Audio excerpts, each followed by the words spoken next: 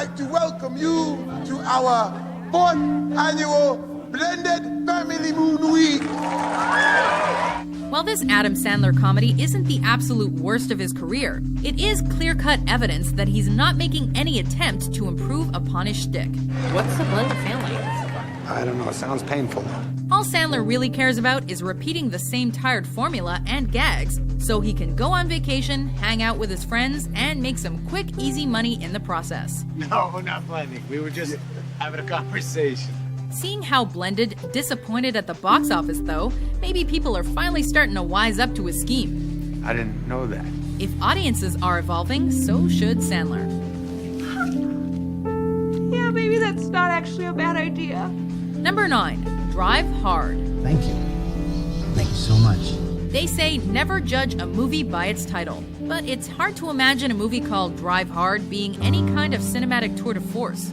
Sadly, Drive Hard doesn't even work as an action-packed buddy comedy or a self-aware B-movie. What do you say, gents? Call it a day. The leads have little to no chemistry, the tone is all over the place, and the plot is recycled from superior films like Collateral. That is not technically true. You know that your movie is in trouble when Thomas Jane's hair gives the best performance. Go ahead and hit me, patty waist. Oh.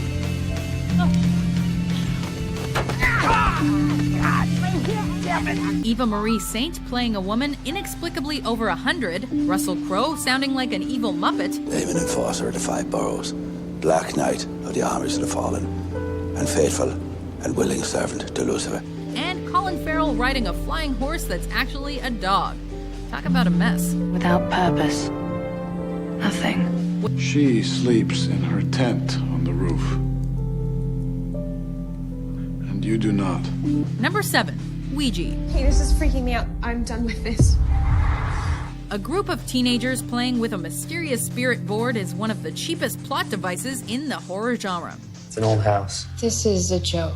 Given the familiar setup, it isn't surprising that Ouija is without a solitary original scare.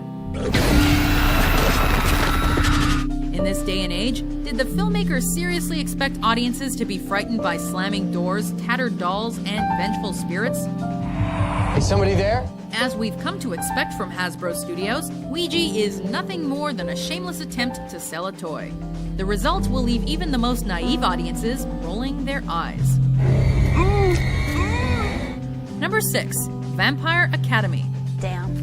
Back to Vampire Academy. Please don't say Vampire Academy. You know how I feel about the V word. Over the past few years, we've gotten countless Harry Potter and Twilight wannabes. Vampire Academy tries to combine both of these franchises together, and the final product is every bit as condescending as you'd expect. My name is Rose Hathaway, and I'm not your normal teenage girl. But I guess, is there really such a thing? Even with the director of Mean Girls at its helm, this adaptation of the young adult novel never aspires to be anything more than a stereotypical commercial sellout. Your reasons for not loving me just make me love you more.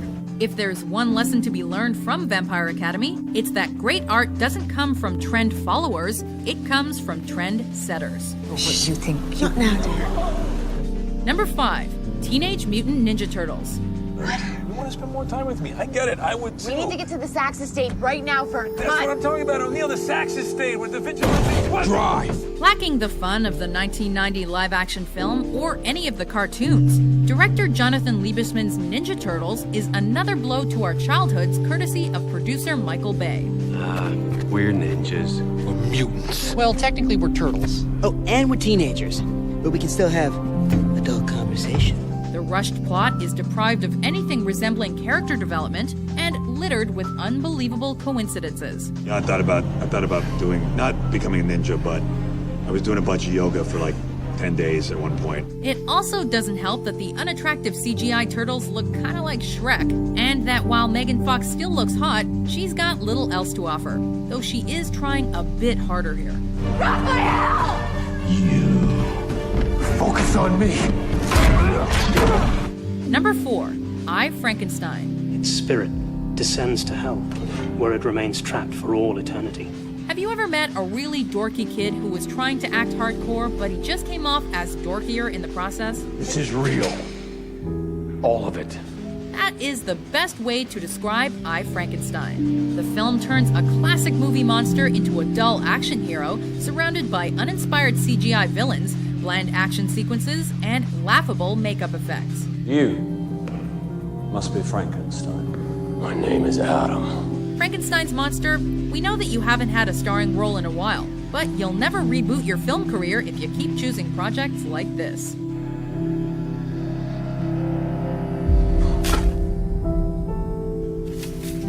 Number 3, The Legend of Hercules. Hercules. Your name shall be Hercules. This year gave us multiple movies centered on the Greek hero Hercules. Although MGM's Hercules, starring Dwayne Johnson, wasn't anything triumphant, it was a blessing from the gods compared to The Legend of Hercules. If this schlock fest were pitched as a sci-fi original movie, we'd like to think it'd be rejected in a heartbeat. How the film actually got a big budget and theatrical release is beyond comprehension. Overblown with motifs ripped off from superior macho fantasy epics, The Legend of Hercules is truly the work of Hades. Is it true? You are Hercules, the god. No, I'm just a man. Number 2, Transformers: Age of Extinction. I think we just found a transformer. Fool us 4 times, shame on you. I've seen the commercial and they don't say that. That's not a guarantee. Michael Bay delivered exactly what audiences expected once again with Transformers: Age of Extinction. Come and get some! You're all gonna die! Another overblown orgy of cars, explosions, slow motion, beautiful women without a shred of personality, sunsets, product placement, cringeworthy humor, and repetition. A new era has begun, and the age of the Transformers is over. While the previous sequels were arguably worse, the fact that Age of Extinction is almost 3 hours long, grossed over $1 billion, and takes no chances whatsoever is more than enough to despise it as much as Revenge of the Fallen or Dark of the Moon. This is illegal. She's a minor. We're protected by the Romeo and Juliet laws. We dated for a little while. I was a sophomore and he was a senior. It's fine. No, it's not fine. We've got a pre-existing juvenile foundational relationship. Statute 2705-3. Before we scrape the bottom of the barrel, here are a few honorable, or in this case, dishonorable, mentions. Do I look that unhappy? You look tired. We founded the lost city of Nutlantis! He's scaring me. Is this the nigga whose room exploded? Oh, I'm scaring you. Oh, OP, you something else. Okay, you know what?